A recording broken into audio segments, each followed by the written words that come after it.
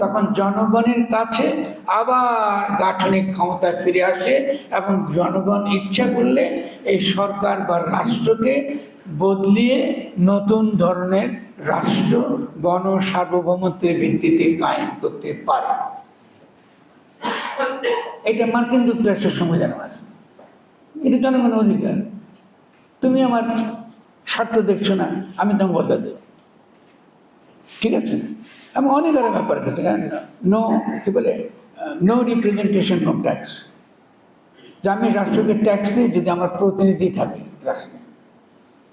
খুব কম, বেসিক এটা, একেবারে একেবারে সর্বপক্ষা কক মানে রাজনীতি, যে আমার কোনো প্রতিনিধি নাই যে রাষ্ট্রে, সেই রাষ্ট্রে ট্যাক্স দিতে আমি বাধ্য।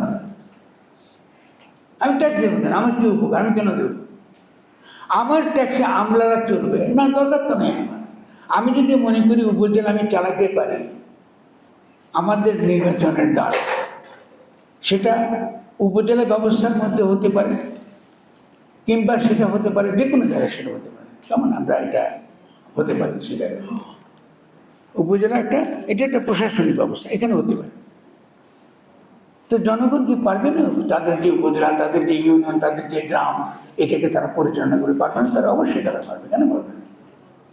তাহলে আমরা দেখতে পাচ্ছি যে জনগণের ক্ষমতা, এই যে স্থানীয় সরকার ব্যবস্থায় তার যে ক্ষমতা চর্চা করবার, তার যে সুযোগ, তার যে চর্চা করবার তার যে অধিকার, এই দুটোই কিন্তু তথাকথিত রাষ্ট্রের সার্বভৌমত্বের নামে হরণ করা হচ্ছে, দেখছেন? তাহলে রাষ্ট্রের সার্বভৌমত্ব আর গণসার্বভৌমত্ব পরস্পর বিরোধী একটা ধারণা।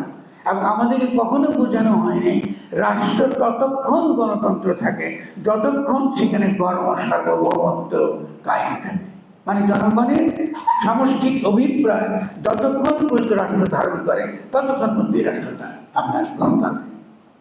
এবার দেখুন, এই যে আমি এই কথাগুলো বললাম আপনাদের, এর সঙ্গে নির্বাচনের কোনো সম্পর্ক আছে?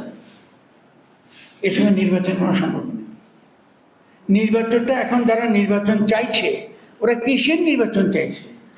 তারা চাইছে সরকারের নির্বাচন, মানে তারা বলছে রাষ্ট্র যা আছে এখন যেভাবে জনগণের ক্ষমতা হরণ করে জনগণের বিপরীতে একটা প্যারাসিটিক, একটা পরজীবী জোঁকের মতন জনগণের টুটি টিপে ধরে রেখেছে যে রাষ্ট্র, এই রাষ্ট্র যেমন আছে থাকবে, কিচ্ছু বদল হবে না, শুধুমাত্র আওয়ামী লীগের জায়গায় নির্বাচন করে